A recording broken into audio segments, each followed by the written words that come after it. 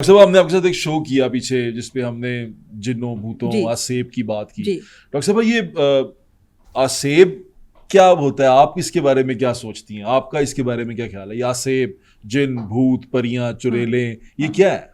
देखिए जी, as being मुस्लिम या religious point of view से अगर आप देखें तो कुरान पाक में भी जिक्र है कि एक पैरेलल मखलूक जो है वो एग्जिस्ट करती है, जिनको हम जिन्नात भी कह सकते हैं।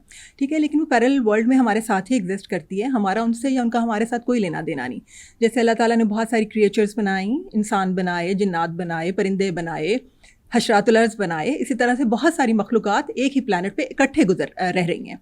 अब जैसे चरिंद परिंद हमारे मामलात में दखल नहीं देते, हशरातुल अर्ज़ हमारे मामलात में दखल नहीं देते, हम तो देते फिर हैं उनके मामलात में हाँ, दखल। तो फिर हमने ऐसा क्यों सोच लिया, एक ही मखलूक को चूज़ कर लिया और हमने ये सोच लिया कि ये हर मामले में दखल देती है।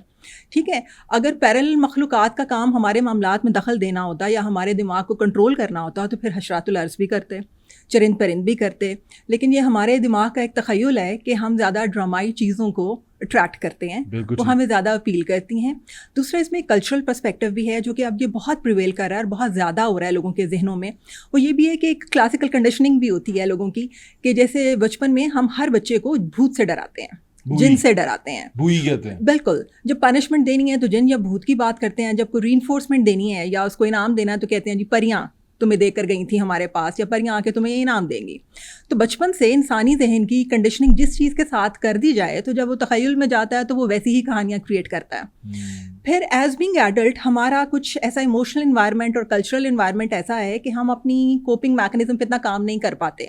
कोपिंग मैकेनिज्म मतलब कि जैसे हमें लाइफ में कोई पेचीदगी आई या किसी मुश्किल का सामना आया तो उसको कैसे फेस करना है, तो चूंकि हमें एक्टिव कोपिंग का मालूम नहीं होता, सिखाई नहीं जाती, हमारा ज़्यादा रोने धोने पे या इमोशनल फोकस्ड कोपिंग पे ज़्यादा जोर रहता है, तो फिर हमारा जहन डिफरेंट कहानियाँ बुनने लगता है उससे कोप करने के लिए। अच्छा। जिसको कि हम अपनी टर्मिनोलॉजी में डिफेंस मैकेनिज्म भी कहते हैं, और इसके पीछे एंजाइटी होती है। अच्छा डॉक्टर साहब, आसेब की तो बात कर दी आपने, कहा हम यकीन रखते हैं, बिल्कुल बहैसियत मुसलमान, हमारे दीन में, हमारी किताबों में भी इनका जिक्र है, बिल्कुल होते हैं।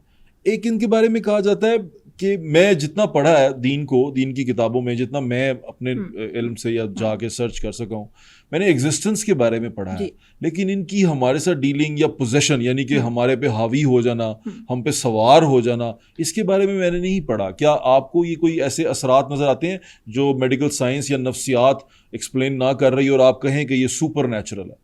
अब आप देखिए कि आपकी इसी बात का जवाब मैंने इंट्रोडक्टरी पैराया में भी कुछ उसको टच किया है, और यही बात का है कि जैसे इसी दुनिया में बहुत सारी मखलूक़ात इकट्ठे रहती हैं, ठीक है, लेकिन वो उनका काम हमारे मामलात में दखल देना नहीं, उनके अपने मामलात हैं।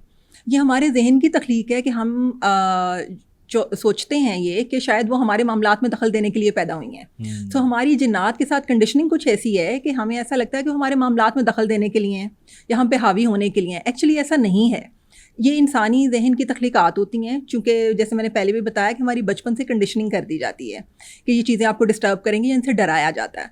तो फिर नेचुरली हम जब भी किसी प्रॉब्लमेटिक सिचुएशन में जाते हैं तो हम फौरी डराने वाली चीज़ के बारे में सोचते हैं, और पहला ध्यान इस तरफ जाता है कि ये कोई जिन, भूत, आसेब, साया या परी होगी। बिल्कुल ठीक है। अच्छा डॉक्टर साहब, एक और चीज़ बड़ी अजीब सी है, यानी कि हम शहर के रहने वाले हैं, हर घर के अंदर एक ऐसी जगह रखी गई होती है, जैसे ऊपर एक ममटी है, जैसे वहाँ ऊपर छत पे एक स्टोर रूम है, जैसे वहाँ पर फलां एक जगह है। वहाँ मैंने कुछ देखा था, कोई एक फैमिली मेंबर कह दे तो सारे फैमिली मेंबर एग्री कर देते हैं कि हाँ हमने भी देखा था, हाँ हमें भी कुछ चलता हुआ महसूस होता है। और वो एरिया जो घर में थोड़ा सा, जिस जगह पे लोग ज़्यादा जाते नहीं हैं, हम उसको एसोसिएट कर देते हैं खुद ही किसी चीज़ के साथ। तो ये इससे भी क्या आपको, मुझे लगता है कि वाकई वहाँ कुछ होता है आपको? ये भी सर हमारे बचपन की कंडीशनिंग है। जैसे हम बच्चों को सिखाते हैं कि अपने अकेले नहीं जाना कहीं, या अंधेरे वाली जगह पे जाओगे तो कोई आपको पकड़ लेगा, या रात को माओ ने बच्चों को सुलाना होता है तो अंधेरे से डराती हैं, ये कहती हैं कि छत पे छोड़ आएंगे, या पनिशमेंट देनी होती है तो कहती हैं स्टोर रूम में बंद कर देंगे।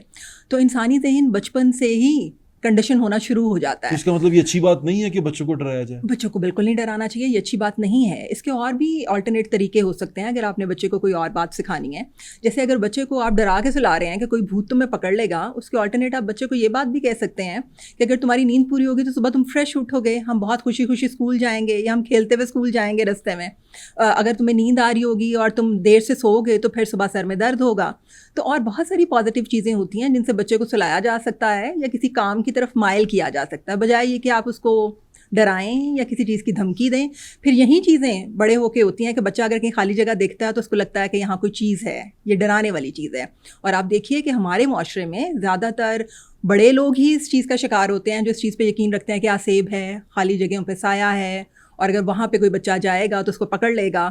تو یہ ساری ہماری بنی ہوئی کہانی ہے. اچھا, میں نے ایک اور چیز دیکھی ہے ڈاکٹر صاحبہ, جن لوگوں کو ان چیزوں پہ یقین ہوتا ہے, یعنی کہ جو لوگ بلیو کرتے ہیں, تھوڑا سا اس طرف ان کا ٹلٹ ہوتا ہے, انہی لوگوں کو زیادہ اثرات فیل ہوتے ہیں.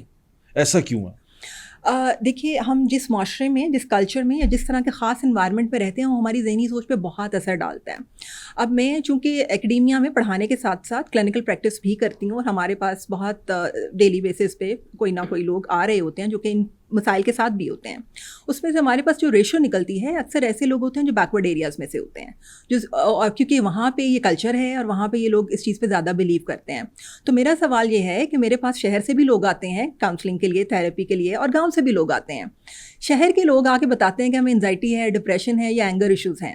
اور گاؤں سے یا جو ایسے انڈر پریویلیجڈ ایریاز ہیں وہاں سے اکثر لوگ آ کے یہ بتا رہے ہوتے ہیں کہ بچے پہ سایہ ہے, ہم سارے پیروں کے پاس لے گئے, فقیروں کے پاس لے گئے, کچھ نہیں ہوا, تو اب انہوں نے کہا کسی ڈاکٹر صاحب کے پاس لے جائیں آپ اس کو.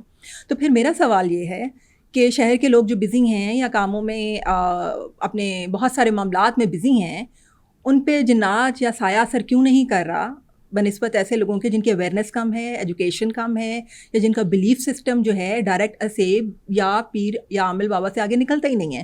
ٹھیک ہے. اچھا ڈاکٹر صاحب, آپ کے پاس آتے ہیں ایسے پیشنٹ جو کہیں کہ ہم میں آسیب ہے اور مجھے یہ تکلیف ہے؟ کیونکہ میں آپ سے یہ بات اس لیے کر رہا ہوں کہ میرا ایک دوست ہے, وہ بیچارہ اسی پرابلم سے جوجھ رہا ہے. میں نے شروع میں اس کو کچھ نہیں کہا, ہم فیتھ ہیلر کے پاس جاتے رہے, اس کو لے کے گئے, اس کی مسز کے ساتھ ایسا ایشو ہوا, مسز اس کی ساری فیملی کے ساتھ, اس کو ہم لے کے گئے فیتھ ہیلرز کے پاس, مختلف فیتھ ہیلرز کے پاس. کسی نے پیسے مانگے, کسی نے ویسے ہی کچھ حاضر کر دیا, یعنی کہ وہ بیٹھ کے بات کرتا ہے نا, جیسے اس کی مسز کے ساتھ جب وہ فیتھ ہیلر یعنی کہ جو بھی مولوی صاحب ہیں وہ بات کرتے ہیں تو وہ حاضری کرواتے ہیں. یہ حاضری ہو جاتی ہے کہ کس طرح کی حاضری ہوتی ہے کہ وہ بندہ جو ان سے ہے وہ کسی جگہ پہ تھا بھی نہیں, لیکن وہ بتا رہا ہے کہ میں وہاں پہ تھا, پھر وہ کچھ ایسی باتیں بتا رہا ہے جو اس کو پتہ نہیں ہے لیکن وہ بتا رہا ہے, جس سے ہمارا یقین پختہ ہوتا ہے کہ یہ جو فیتھ ہیلر ہے, اس نے جو یہ پریزنٹ کیا ہمارے سامنے, ہمارے پیارے کے اندر سے ہی یہ سچ ہے. اچھا دیکھیں, جب ہم لوگوں سے آسیب, سایہ یا ان چیزوں کی بات کرتے ہیں تو اس کو بہت لاجیکلی پروو کرتے ہیں. جیسے کہ ایک عورت مرد کی آواز میں بات کر رہی ہے یا بھاری آواز میں بات کر رہی ہے, اور وہ کہتے ہیں کہ سپر نیچرل ہی کوئی چیز ہے جس کی وجہ سے ایسا کر رہی ہے. یوزلی تو عورت ایسی آواز میں بات نہیں کر سکتی. یا پھر عورتیں ایک باڈی ویٹ تھوڑا کم ہوتا ہے ان کا ایز کمپیئر ٹو مین, تو وہ بھاری چیز اٹھا رہی ہے, تو پھر لوگ کہتے ہیں کہ اس کو پروو کریں, لاجیکلی پروو کریں کہ وہ کس طرح سے اتنا وزن اٹھا رہی ہے. تو میں ایک چیز کی طرف توجہ دلانا چاہوں گی کہ بہت سارے ایسے نفسیاتی عارضے ہیں, بہت سارے ایسی سیریس قسم کے نفسیاتی پرابلمس ہیں جس میں انسان کی پرسنالٹی شفٹ ہو جاتی ہے. اس میں آواز بھی تبدیل کر سکتا ہے, وہ وزنی چیزیں بھی اٹھا سکتا ہے, وہ کسی دوسری پرسنالٹی کے روپ میں آپ سے بات بھی کر سکتا ہے. ایسا ہوتا ہے؟ جی ایسا ہوتا ہے, میڈیکل سائنس کہتی ہے, سائنٹیفکلی پروون ہے. آپ میڈیکل کی یا کلینکل کی کتابیں نکال کے دیکھیں, وہاں ڈائگنوسٹک اسٹیٹسٹیکل مینول جو ہے جو کہ all over the world proven ہے, اس میں مینشن ہے.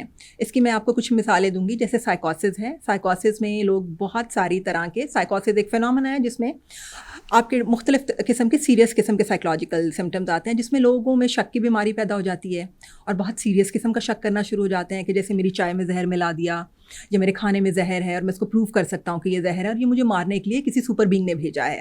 یا پھر وہ کہیں کہ میں خدا ہوں, یا پھر وہ یہ کہیں کہ میرے اوپر 100 پریوں کا سایہ ہے اور میں گھر کی ٹیبل ایک ہاتھ سے الٹ سکتا ہوں, اور وہ الٹنے کی ایبلٹی رکھتا ہے کیونکہ اس میں اتنی سائیکولوجیکل پاور آئی ہوئی ہے.